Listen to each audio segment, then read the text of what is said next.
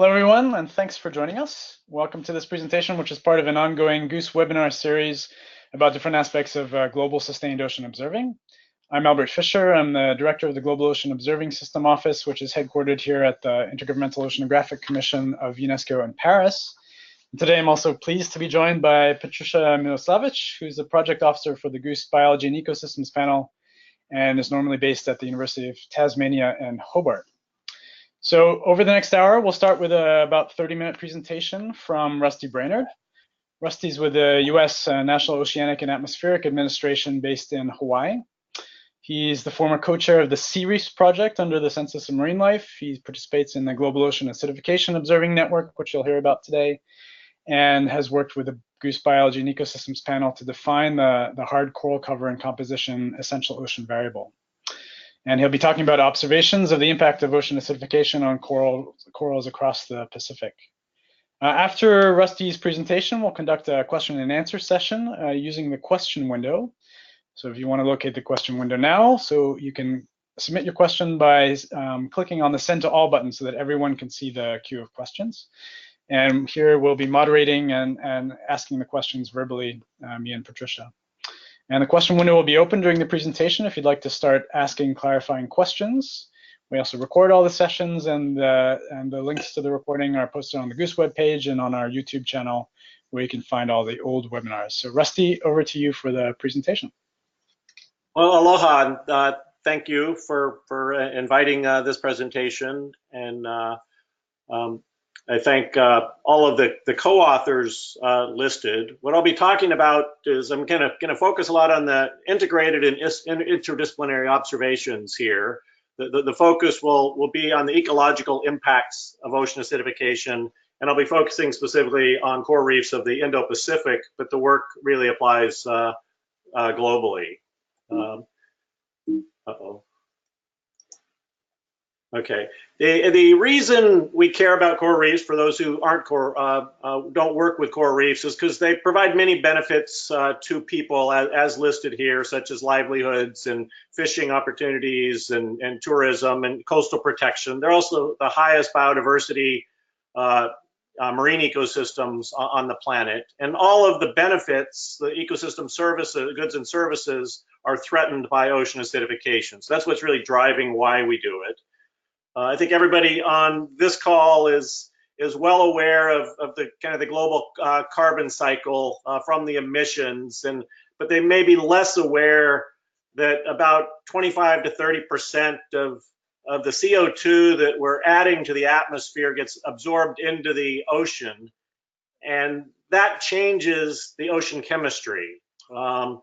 Specifically, it ends out lowering the pH, which is why it's called ocean acidification, because the pH is decreasing, and it lowers, from a biological perspective, it lowers the saturation state, which I'll go to and why that's important coming at. It's not something that is just a theory. It's been observed happening at the same rate that atmospheric CO2 is increasing.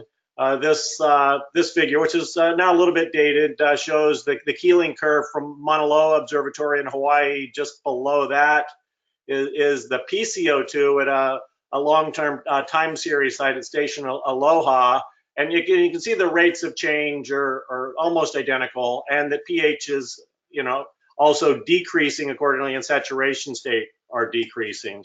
The measurements are quite challenging in the ocean. The variability in the ocean is about 80 times more of CO2 is 80 times greater than in the atmosphere. And then when we take that into coral reefs, there's tremendous number of biological processes that are also changing the seawater chemistry on numerous time scales, and depending on where you are in the near shore, different processes are going on. Primarily, the big chain thing where the changes are primary production and respiration and photosynthesis. It looks like my PowerPoint just froze up. Sorry about this.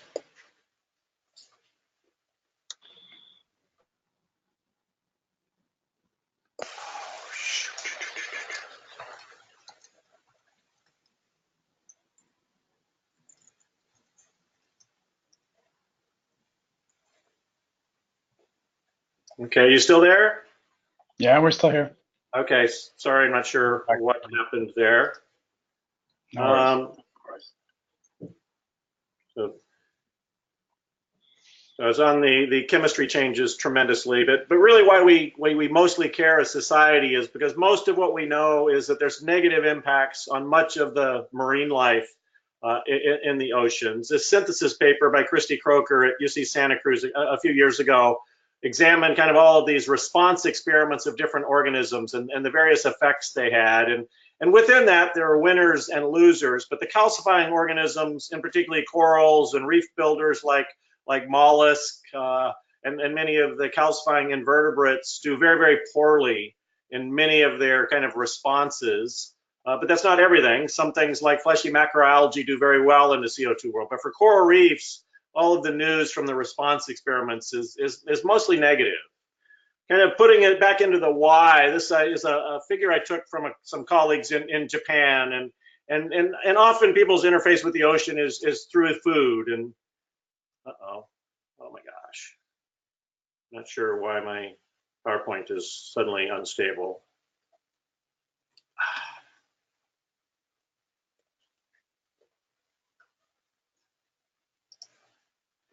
Do we have a presentation here that he can project and then he can...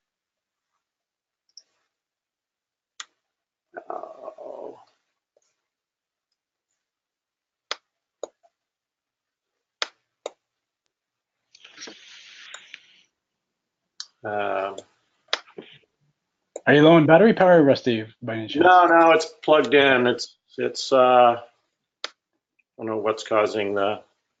Or is a button stuck? Your shutdown button stuck? Looks like it's trying to log you out. Well, I'm trying to get out of PowerPoint and okay, and restart it, but it's not letting me out of it.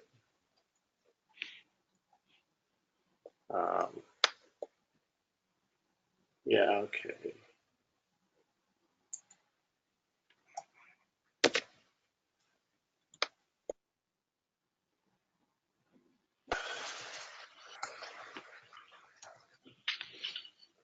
Okay, sorry about that again. No worries, we're still with you. So anyway, from the kind of user perspective, this is kind of a projection from kind of present sushi plate to those organisms we lose, those sushi items that we lose from ocean acidification, those we lose from global warming, those from overfishing, and what's left is a pretty unappetizing sushi plate. So that's kind of where it meets home. Another area where it meets home is coral reefs are by far the by biome type or habitat type, the highest economic value per hectare in the world. And the kind of, again, tying it to what most people care about, things like fish. Well, most of the response experiments on the direct impacts of ocean acidification on fish are fairly minor. They're indirect, such as the habitat. And this is shown here as when a coral reef, this the upper left is coral reef in a healthy condition. This particular example is from bleaching, but a similar thing will happen. You have bleaching, you have initial death, which causes the death of the coral. So coral cover goes down, macroalgae goes way up, but habitat still stays intact for a number of years. And if there's not recovery of the coral, then the habitat collapses. And this is what happens to fish, is some of the fish depend on coral, living coral initially. So they decline initially, but the complexity is still there. So most of the fish stay intact. But once that habitat begins to collapse, then many of the other fish and much of the other diversity disappears. The same sorts of things are occurring with ocean acidification, but on a little bit longer time scales. So kind of transitioning to what is the Global Ocean Acidification Observing Net. That's really an international partnership to document the status and trends or progress of ocean acidification, to understand the impacts on ecosystems, and then to support forecasts. These yellow indicators here, I'll be flashing through the presentation, is different aspects of how the work I'll be describing meets these three components of integrated interdisciplinary ecosystem observations, understanding why, some of these cause and effect relationships, so that we can do predictive modeling of what the impacts are and how society should adapt.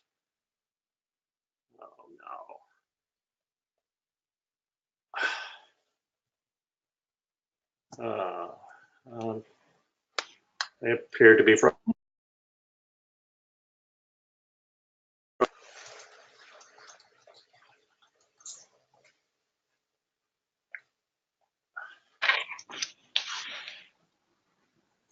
Rusty, when you log back in, maybe as a backup, could you send me the presentation? And if we have this problem again, we could try to run it from this end. Yeah, although that may take a while because it's quite large because of videos. All right. Okay, there's video. So going back to global, or to the global ocean, GOA, which I'll start using the acronyms. There's a data requirements document that was published in 2015, should kind of emphasize that GOA addresses observations at local levels to inform and dig observation at regional levels and national levels and internationally. Across these goals, these same three goals that I talked about is the integrated observations, the ecosystem response, and to support modeling and future predictions. The community itself, this is the most recent GOA meeting in Tasmania in 2017. I should say that the community has been rapidly growing. This is from 2013, where members from 31 countries participated. The number of scientists and the countries involved greatly increased by 2017. Those efforts are continuing. Some of the things that GOA supports are providing data access and portals, best practice manuals, some regional hubs, which I'll show, and some capacity buildings, and essentially building kind of a community of partners around the globe. This is some of the regional ocean acidification hubs. I'm going to be focusing on the ones that just popped in, the Pacific Islands, and then IOC WESTPAC. We've been very actively working together to have consistent observations across much of the Pacific.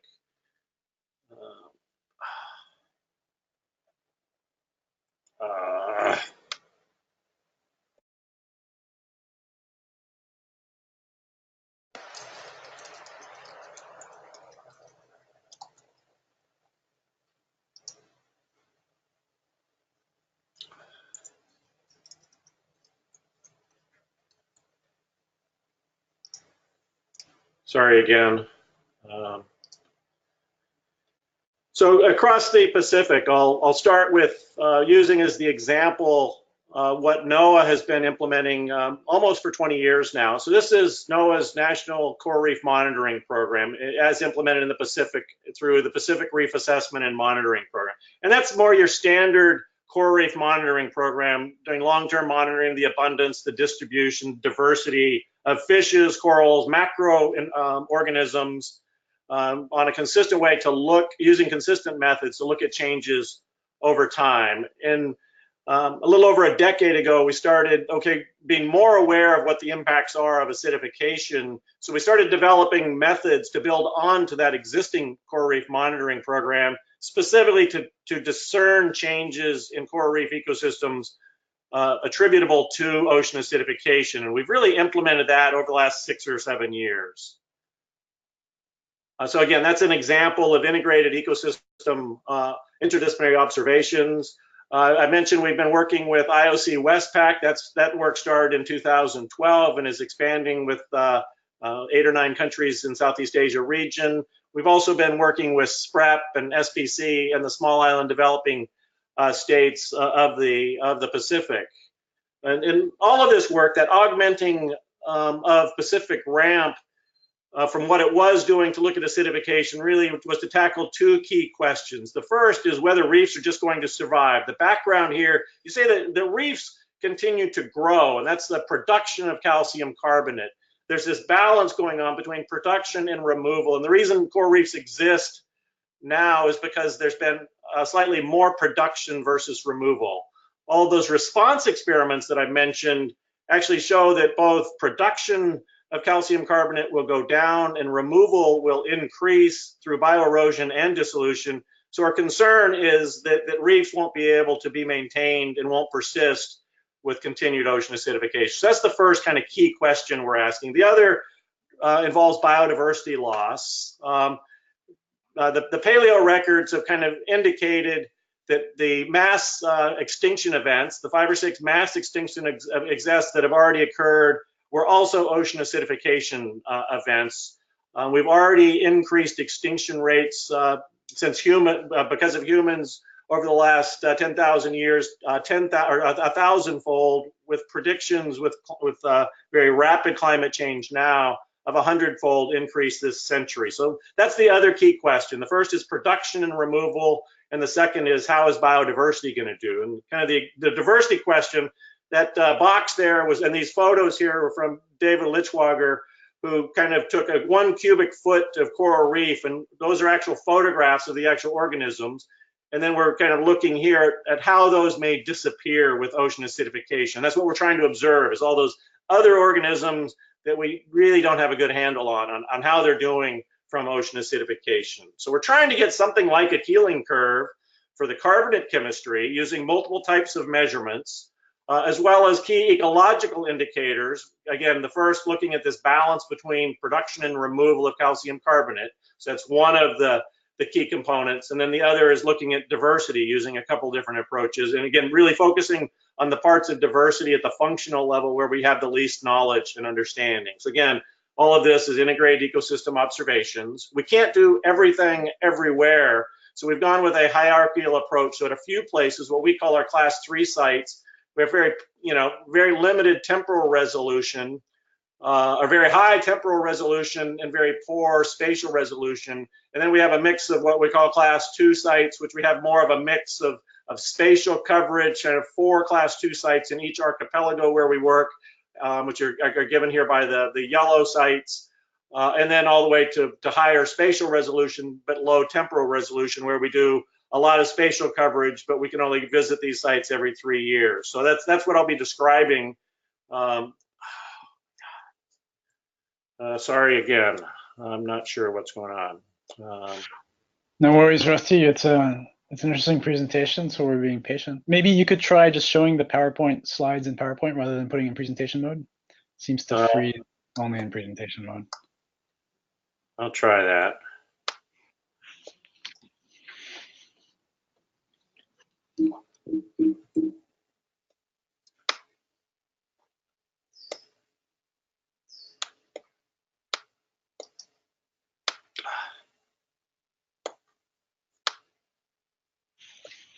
What's the distance between the Mariana Archipelago and Hawaii, and between Hawaii and American Samoa?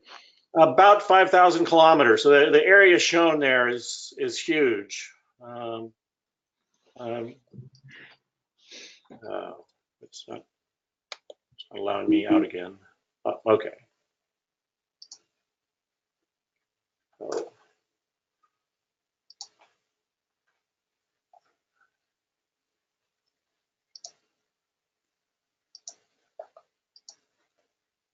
Again, apologies for the continued hang-ups. Yeah, so if you could put it in the slide viewing mode, but not the presentation mode, yeah, and just make your window as big as possible. I think we can try to proceed like that.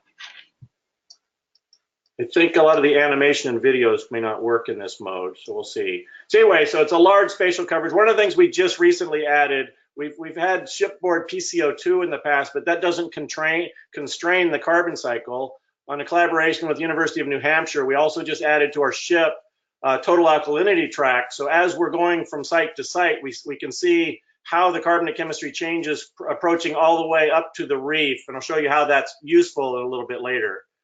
So of these class 2 sites, well, class 3 site is with the MAP CO2 buoy. So that's where we get kind of the nearly continuous carbonate chemistry measurements.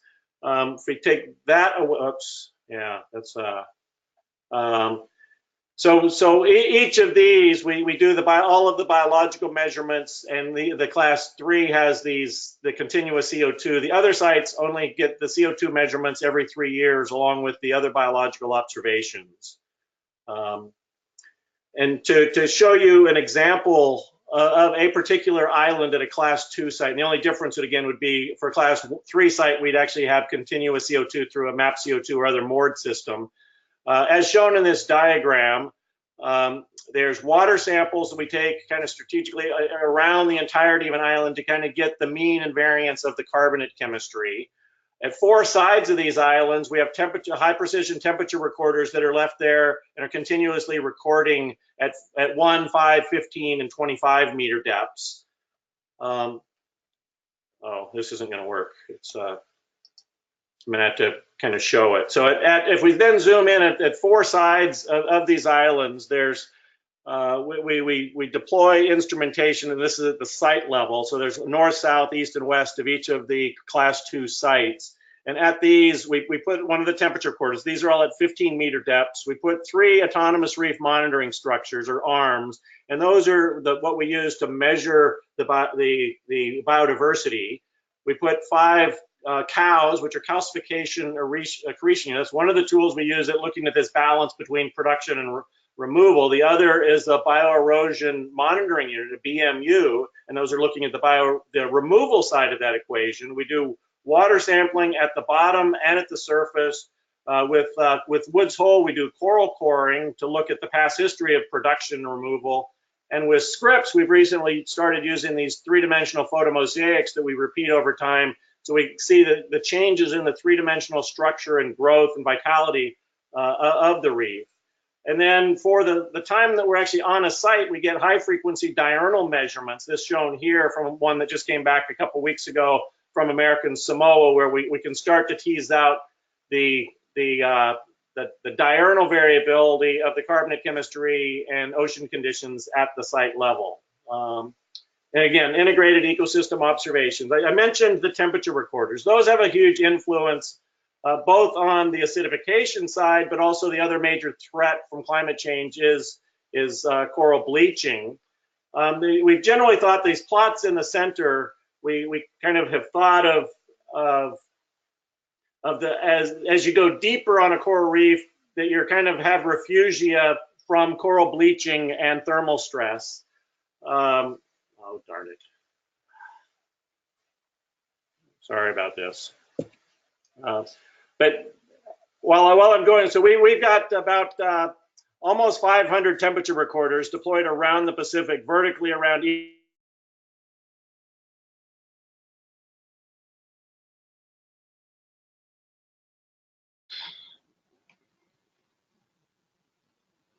Hey, Rusty, I think we've lost your bandwidth as well.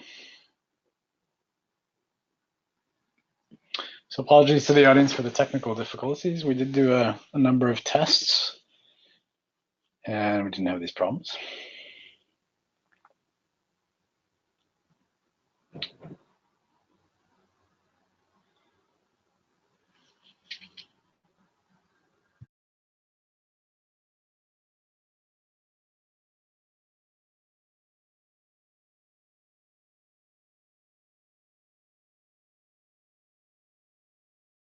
Well, hello, everyone. Well, apologies for this not working.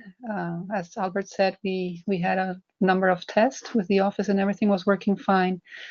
Let's see if Rusty comes back online. But in the meantime, I'm not a coral expert, but as Albert introduced me earlier, I coordinate the activities of the Biology and Ecosystem Panel. And coral cover and composition was identified by the panel as one of the biological essential ocean variables. Of course, the program that Rusty leads in the Pacific will be crucial for the success of the measuring of these essential ocean variable, which also not just, well, current composition is the major essential ocean variable, but to deliver this variable, there's also need to be some measurement of other subvariables, and temperature, salinity, and of course, more importantly, acidification pH will be very important as they will relate to impacts such as thermal stress and acidification. At present, plans to monitor coral cover and composition are being drafted by the Global Coral Reef Monitoring Network under the support of the UN Environment Program. Oh, there he is. Can you see me again? Yeah, we can see you on your screen again. Patricia was just talking a little bit about the hard coral cover and composition, EOV. Yes, just filling some space. while we Okay, waited for you. sorry. On the thermal stress, there's been this thought that because we use it, our climatology is based on the surface, that there's a refugia as you go with depth, deeper and deeper. You can barely see it here because if I change without going into the PowerPoint show, it's going to lose it. But you can kind of still see what we found is if we use the climatologies of what corals at different depths feel, the thermal stress is actually greater at depth than it actually is in the surface. Some cases we actually have an increase in thermal stress as you go down in deep in many parts of the Pacific, which is very contrary to what we've traditionally thought.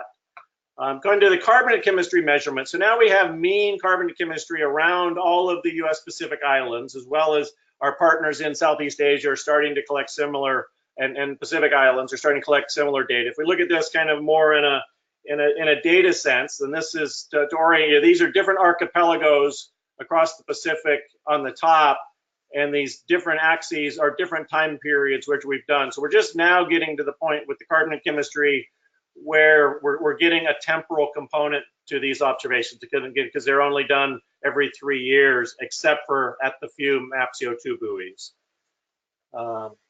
I'd mentioned that the reef itself interacts biologically to change the chemistry of the seawater. So it's continually evolving on very fine time scales. But if we measure the offshore carbonate chemistry, and then as that flows over the reef, the biological processes change the chemistry of the water. And from that, we can determine whether mean processes are calcifying. And again, this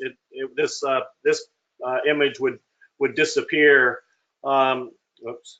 And we could actually see if the overall reef is calcifying primarily, respiring primarily, or what's going on from the change in seawater chemistry. And that's one of the measures that we have of this production removal component.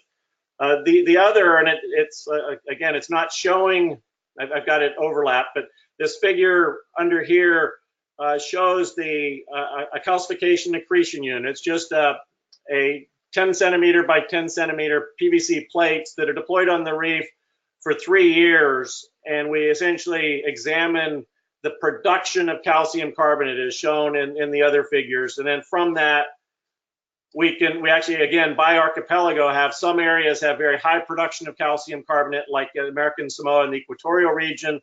Hawaii and the Marianas have very relatively low production of calcium carbonate. From that, we can, we can actually model. So we've looked at the production of calcium carbonate from these cows and developed a generalized additive model against many of the environmental drivers. And the best fit, the best 3 variable fit, which explains about 63% of the variance, is saturation state, which has the strongest fit, or this is ocean acidification. The other drivers that fit reasonably well are the production measured by chlorophyll and residence time of the water as measured by mean wave power. From those, we can actually do kind of space for time conversions, and from that, if we accept the assumptions made, we actually think we've actually seen in the actual ocean decreases in production of calcium carbonate on coral reefs around the globe. So it's not something we believe that's going to happen in the future. It's already happened, and already happened to a fairly significant scale, and will continue to happen. The other way we've looked at this balance I mentioned was from taking coral cores. The figure on the right is the calcification rate of massive reef building corals from these coral cores. And when the early studies showed kind of a very linear relationship with the lower the saturation state, which is omega, the lower the calcification. What we're finding is that in nature, certain areas that have very high nutrients or productivity actually make that a very nonlinear fit. Similarly, we're now using the coral cores also to look at bioerosion. And again, bioerosion is very much dependent on saturation state, where it increases, the bioerosion increases dramatically with increasing or decreasing saturation state or lower pH, but it does so even more so with the high nutrient reefs. Another tool, this is normally an animation, I don't know if it'll play here. Another tool that I'm not going to be presenting the data for, but another way we're looking at bioerosion is we put a small piece of calcium carbonate that's been micro CT scanned prior to deployment, and then we micro CT scan it again afterwards, and that tells us how much of the internal structure of that calcium carbonate has been eaten away between the 3-year surveys. The other component is that we've fairly recently started is doing 3-dimensional photomosaics at our climate sites, and those allow us to do a much better job of getting vital rates of corals and reef organism, but again to compute kind of this production and removal balance from the 3-dimensional structure by individual taxa of organisms. Kind of shifting, so those are the various tools we're doing to look at the production removal. The other key question we added to the monitoring was looking at biodiversity. So we developed as part of the Census of Marine Life project a little over a decade ago, these autonomous reef monitoring structures, which are also very simple. They're just PVC plates. These are 22 centimeters on a side, and there's 10 plates, and they're open and closed environments for organisms, and we leave them on the reef for 3 years, initially just as plastic containers, and organisms recruit to that. We then trap the device, pull it off the seafloor, put another one down, and look at the diversity of everything that's recruited to and settled into that. And this is mostly the stuff we know very little about, the crypto organisms, the ones that live within a coral reef. So when we remove them, we take each of the plates apart, we photograph the top and bottom of each of those plates, and that gives us some abundance estimates and diversity estimates of the sessile organisms that are found on these plates. Oops.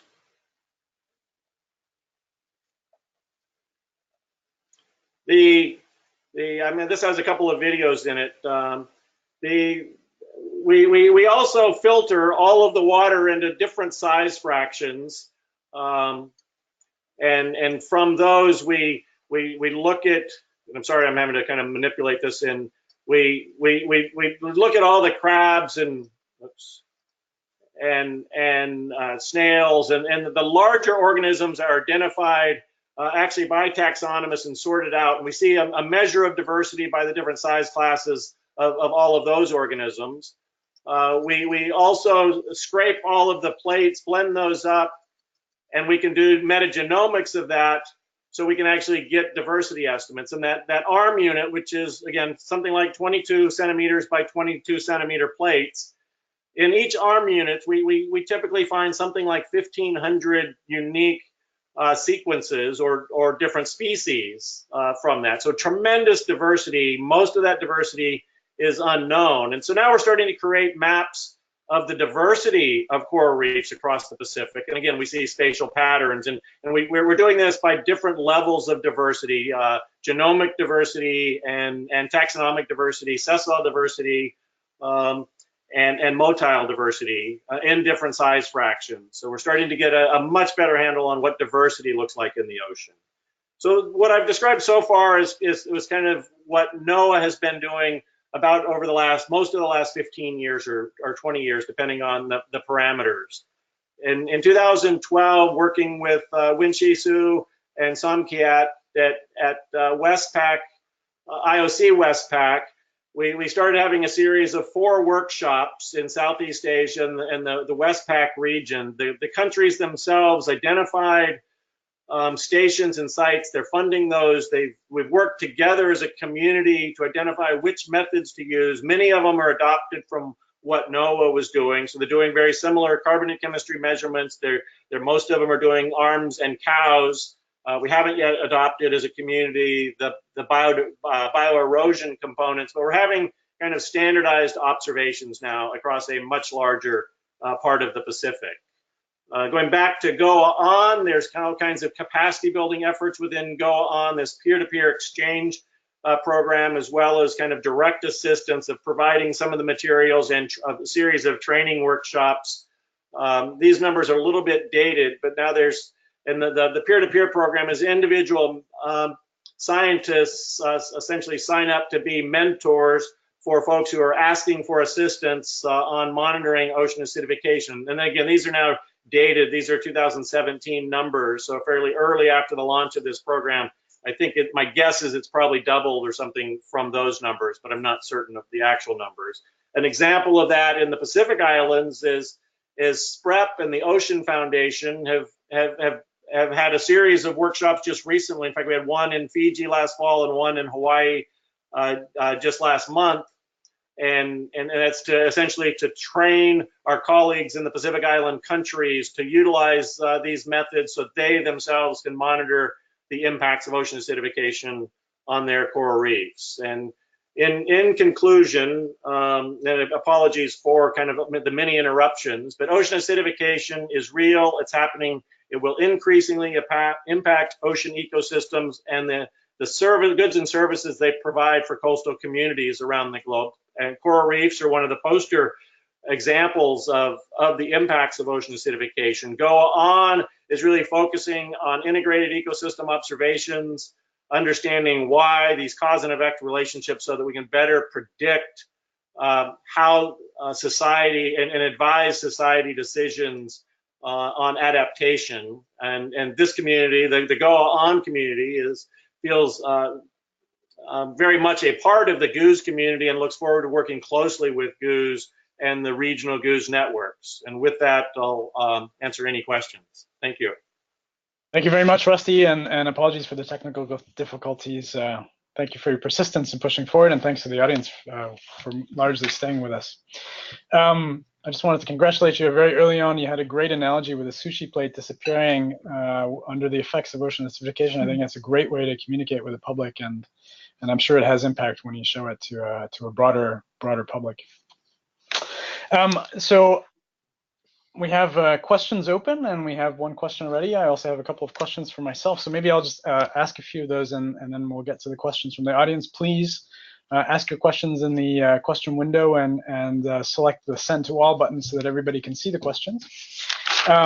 Pretty early on, you showed some of the effects on the impacts of coral bleaching, actually, some of the ancillary impacts of coral bleaching on and the reduction of biodiversity in fish populations around coral reefs, but with a delayed effect over time. But I noticed that one of the populations actually initially increased in biodiversity, and that was a macroalgal population. Can you explain why that initially increases? Yeah, when the coral dies, suddenly there's free real estate essentially on the sea floor. Macroalgae tend to recruit and grow much more rapidly than the other benthic settlers. So macroalgae can grow very, very rapidly. So they initially, as shown in the figure, in most cases become the first things to take over new real estate. Over time, particularly if there's lots of herbivorous fish or something, they crop that back down and it comes back to something normal. And in many cases, the coral itself will recover. But if it doesn't, then you start losing the complexity that the coral structure had. And that's where you start losing other fish and diversity. Okay, and here we're looking at temperature as one of the factors, even though most of the talk was about ocean acidification. Is there ways of, but these are obviously, there are multiple stressors on coral reefs: temperature, ocean acidification, obviously also just local impacts from pollution and fishing. So has your work looking at many different reef sites across the Pacific, some in more pristine situations and others, does it help you tease apart the effects of the multiple stressors and whether they combine in a kind of linear or a more complicated nonlinear way?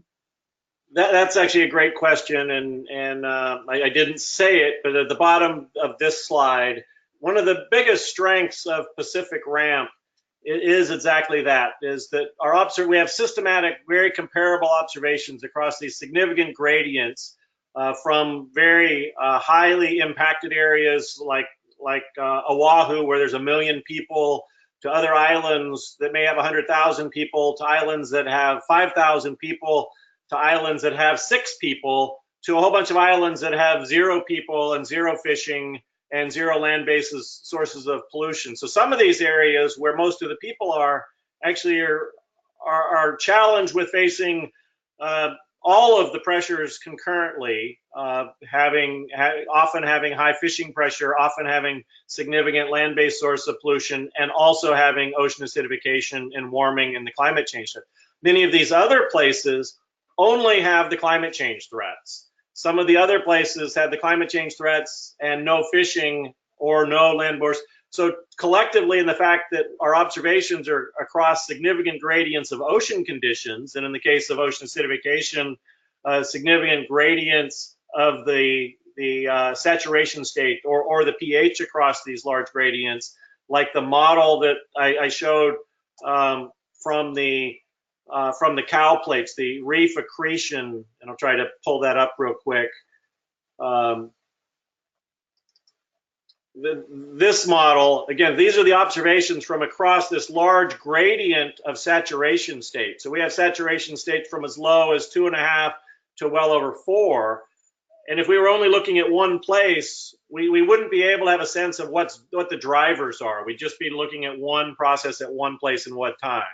So that's actually a great question. And we are able to tease out what the primary drivers are in these various places. We're working on a manuscript now on the coral bleaching work from some bleaching that occurred in Hawaii in 2015, and we actually have the land-based, the nutrient water quality proxies, so we can tease together what's driving what in those environments, and that's going to greatly improve our understanding, we think. That's great answer. So let's turn to some questions from the audience. So Audrey Tan has asked a question about how the impacts of ocean acidification differ across the coral reef sites in the Pacific. You've started to answer that question a little bit, but is there anything more you want to add about how the impacts actually differ? That's also a good question. Are there different coral assemblages or ecosystems or species that react differently to ocean acidification? I think at this point we're just starting to begin those sorts of analyses, because we're finally kind of having a little bit of a time series, as I showed. But certainly in the large spatial scale, the areas with high saturation state, like the South Pacific and the equatorial upwelling islands, have much higher saturation state. So we think all of the calcifying organisms are, from an ocean acidification perspective, are going to be faring better in these high saturation state environments compared to places like Hawaii, which are much more challenged in terms of production of calcium carbonate, and we think bioerosion, but we at this point haven't picked up the BMUs across the whole of the region. We did in that other paper I referenced from the coral cores for bioerosion, and let me pull that up in a second. This figure here again, this is both production. We see some areas with high saturation state. Other than where we have intense upwelling, you do have this pattern of with high saturation state having high calcification and lower. If you just look at the red dots, I think in areas where you have very high nutrients or primary production, you can still have higher production for the massive reef building corals. We don't know how that yet translates to some of the other calcifiers that we're just starting to look at, say with the arms. Does that help? Yeah, that helps, and it's maybe a little bit related to the question that Oksana Tarasova is asking, which is what are the other parameters that impact acidification? For example, if you have more nutrient deposition, and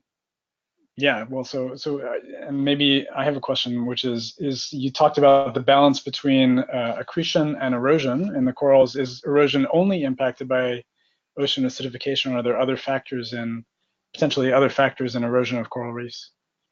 I think that's a great question, and almost all of these organism responses are affected by multi-stressors. The many coastal areas, again, all of the primary areas that my program looks are these insular islands that are mostly very clean water all around them, except for like the islands right now. We're under a tropical storm here, so there's a huge amount of sediments are running over the reef as we speak here, and those cause significant stresses and confound the issues of ocean acidification or ocean warming for that map. So most of the coastal areas, those changing the water quality, in addition to carbonate chemistry, can have major impacts and can change the carbonate chemistry itself. Temperature is another driver that carbonate chemistry is related to ocean temperature and salinity. So kind of all of these are coupled together, and you know, so there's multiple stressors, and teasing out the different stressors is definitely difficult. And again, kind of a sampling design across these gradients does help our ability to better understand these cause and effect relationships. Just a related question from Oksana. Again, does shipping have any impact on corals as a stressor? You mean like commercial shipping? Yeah, I think commercial shipping. Okay, I think and I may not be thinking of all aspects of it, at least in the areas where I've worked, the biggest concern from shipping has been from introduction of alien or invasive species that either ride in ballast tanks and get transported around the globe to other places where they don't exist, and then they can become invasive, or just riding on the ship's hulls themselves. And in most of these invasive areas, they're very localized to ports and harbors, but those can expand outside of those areas to the surrounding reefs. I have a question. Rusty, I have a question. When you were presenting the method by which you measure erosion, you showed this piece of calcium carbonate kind of component that you've been scanned, and then you put it in the water for 3 years, collect it, and then measure it again. But in 3 years, doesn't it get really full with fouling and other things that prevent you from measuring the original structure and the real? So I'm just curious about the method. Yeah, no, how do you prevent from the fouling to take over and still allow you to measure a removal? Yeah. That's a great question, and I was going much too quickly to explain this figure very well. But the CT scan, or the micro CT scan, gets the three-dimensional structure of this calcium carbonate. And this is very, very small. This is something like 4.5 centimeters by 2 centimeters or something like that. And that's micro CT scan to very fine scale. Upon deployment on retrieval, you're right, it is totally fouled over. So in addition to the bioerosion that is occurring, which is at different scales, we've done some prior work where we could only really look at macro boring, the large organisms. The micro CT scan, you can also look at the micro boring, but you can also see the accretion. So the new accumulation of calcium carbonate, you can also tell because it's very high density. So what you're actually looking at is both production in the scan afterwards. You're seeing both production and removal of calcium carbonate. And you can distinguish, and again, I'm not the expert on this. Ian Enochs from NOAA's Atlantic Oceanographic and Meteorological Lab is the one who really leads that effort. But you can actually get both of those terms from those bioerosion monitoring units. Did that answer your question, Patricia? Yeah, thank you very much. Great. Yeah. So Rusty, obviously you're focusing on the measurements of the corals, but you are measuring the biogeochemical ocean acidification variables at your sites. For your work, for the scientific questions you're asking, are you also looking at a broader range of ocean acidification measurements across the Pacific? I mean, our many colleagues are focused, and the example I showed earlier of Station Aloha, that's the best time series measurements that we have anywhere on the planet of ocean acidification, the Hawaii Ocean Time Series at Station Aloha. There's also kind of numerous global ocean measurements of the pelagic waters. What hasn't been done until fairly recently, and that started with JGOFs, and started 30 years ago, getting the Dick Feely, Chris Sabine sort of efforts to really look at ocean acidification on a global scale. What I'm talking, so that's relatively well known, and fortunately, as another figure I showed early on, the measurements in the open ocean have, by comparison to the nearshore, relatively low variability. So when those are, other than at those like buoy sites, they've mostly been kind of the WOS and JGOF sort of global experiments, have been on kind of decadal scales, and the variability has been very, very slow and long term. At places like Station Aloha, you have more variability than atmospheric CO2, but nothing like the variability of the nearshore. And so what we're focusing on is complementing those open ocean measurements which others are doing with the nearshore measurements. And ours are focused on coral reefs, but the community at large is starting to look at the coastal ocean, which is also around the globe, particularly the continental shelf areas. I'm most familiar with some of the work done in the US areas, of course. And there, some of those questions about multi-stressors are much more confounding than in some of the reef sites that we're looking at. Did that get to your question? Yeah, but that raises another question, actually. Well, okay. Rusty, I have a doom and gloom question. Great.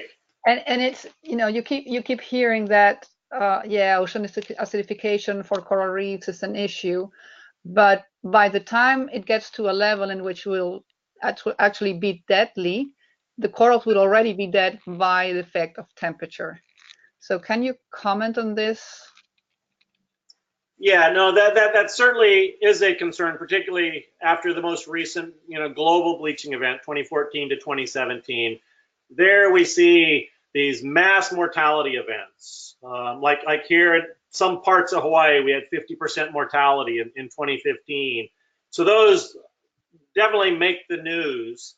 And the Great Barrier Reef certainly made the news of this very high mortality. And that is a huge problem and challenge for coral reefs, because those events are going to continue.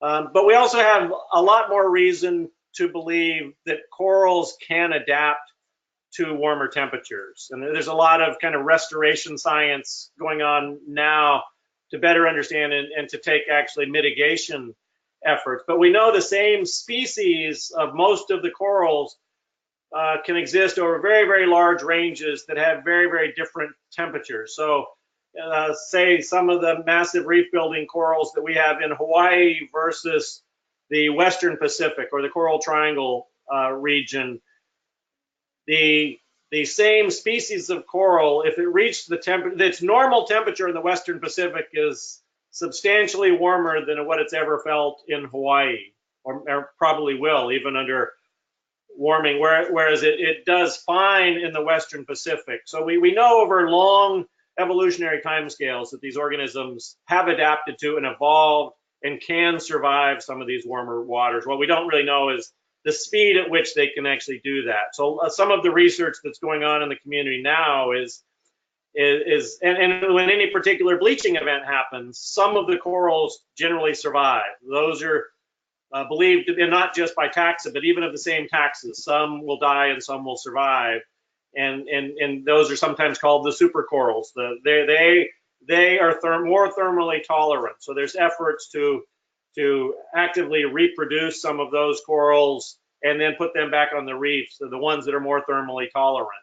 On the acidification side, at this point, and that research is much further behind, but we don't have any indicators that show that corals have adapted evolutionarily to low pH or low saturation state. The areas that have always had low pH, say the Eastern Tropical Pacific, has had very low pH for as long as we have records, and it's very depauperate of reef building corals because there's very high bioerosion and there's very low production. So that's an area where that production removal balance is already kind of looking like what the future is for the other areas according to some of the projections. Did that get to your question, Patricia? Yeah, thank you very much. So Rusty, the work you showed is obviously very high quality data comes out of it, but it's also pretty resource intensive, both human resources and probably financial resources intensive work. You mentioned the work you did in the WESTPAC region, working with countries to develop a suite of standard operating procedures. So, I mean, are these simpler measurements, and how are they modified from sort of the state-of-the-art stuff you were showing to be able to be deployed in a wider number of sites? Now, that's actually another great question, and again, when I took it out of animation mode, so you couldn't actually see the figures. But one of these, many of the things that we're actually using are actually incredibly cheap. So the calcification accretion units, as well as the arms, the tool themselves are in both cases just some PVC and some stainless steel bolts. In the case of the cows, the measurement can be done, and that's why all of the countries have adopted them, because all we're doing is drying and weighing. So you need some way to dry, which we use an oven, and a good scale, weight scale to get the accumulated mass. And you need some, we dissolve a weigh, so we weigh before and after, but it's very, very simple. We actually have typically undergraduate interns actually kind of going through this cookbook to process the cows. And now we've done many thousands of the cows, so we have this broad record across the Pacific. Our partners, anywhere at a small island in the Pacific, we don't see any reason, both economically or from a training perspective, that they can't easily adopt that method. Another example is the arms, and arms are kind of a mix. Certainly the genomic part of the arms processing is very complex, and not everybody can do that. That's absolutely true. But just using the tool to collect and do the sorting, in fact, we often find, even though they may not know the Western definition, the scientific name of an organism, we often find, we actually did some recoveries of arms in Timor-Leste, and my colleagues that did those recoveries said that the local community folks, they didn't know any of the scientific names, but they could identify the differences actually better than the trained scientists in many cases. So this is different from that. We'd be looking at it through magnifying glasses or putting it under the microscope, and they could just see, because they grew up with these things, and they're, in some cases, they may be eating these things. So it's culturally there. So you can still get indices of diversity in a standardized way. You may not be able to go to the micro scale, but you can certainly get the things that we sort out by eye, they can do as well as we can, particularly if you're just wanting some crude indicators. Is the diversity of the reef changing? And I guess the other, from the carbonate chemistry side, most of what we're doing is just collecting the seawater. Ours happens to be processed. The seawater chemistry, the carbonate chemistry is processed by our colleagues at NOAA PMEL. But there's labs across the region. In fact, all of these training workshops have specifically been going through a standard protocol on them doing the titrations for total alkalinity and spectrophotometric pH, and all of the institutions in these countries are doing them themselves. We would actually, like in my program, we don't actually do it ourselves. We kind of go to a center of excellence, and actually we would recommend that in the regions, because we think you get better results. But in most cases, the individual institutions would rather do it themselves, and they certainly have the capabilities to do it themselves. So I don't know if that answers it. Again, where it gets standard operating procedures published? What's that? Are there standard operating procedures, that kind of guidance about how to do the observations? Is that published? Well, it's the ones that WESTPAC is using. The draft versions after each workshop are online. Right now, we're working to get them published as an IOC WESTPAC publication, but that's still kind of going through the tweaking process. But even the drafts, as they evolve, are available publicly on the IOC WESTPAC site. Okay. And all of our methods, all of our SOPs are available on the NOAA site. Okay, it's great to know. And the final question, is there a standard database to receive this data from countries across the globe? That's also one of the big challenges, and that's one of the big things that go on is really trying to assist. And somewhere I had this slide, and I took out some of the other slides, but one of the focus areas is trying to come up with global portals, and of course for some of the, you know, and particularly for very interdisciplinary data, that's very, very challenging. Like the biodiversity data is typically in a completely different place than oceanographic data. And what we're trying to do is come up with the portals as a community and helping in the regional organizations, them come up with their own or to feed the international data sets. But that's still an area, I think, which needs continued evolution. All right, thank you very much, Rusty. Actually, the twinkling of the Eiffel Tower reminds me that we're out of time. We've gone through the hour. And really, thank you very much for sticking with it, despite the technical difficulties. I think we had a great question and answer session afterwards. And thank you, Patricia, for joining me here. Thank you. Thank you to the audience for joining us. And you can keep tuned for the next GOOS webinars on our website, on Facebook, on Twitter, or on our mailing list. Thank you very much, all. Thank you very much, Rusty. Great. Thank you, guys. Bye-bye. Thanks. Aloha.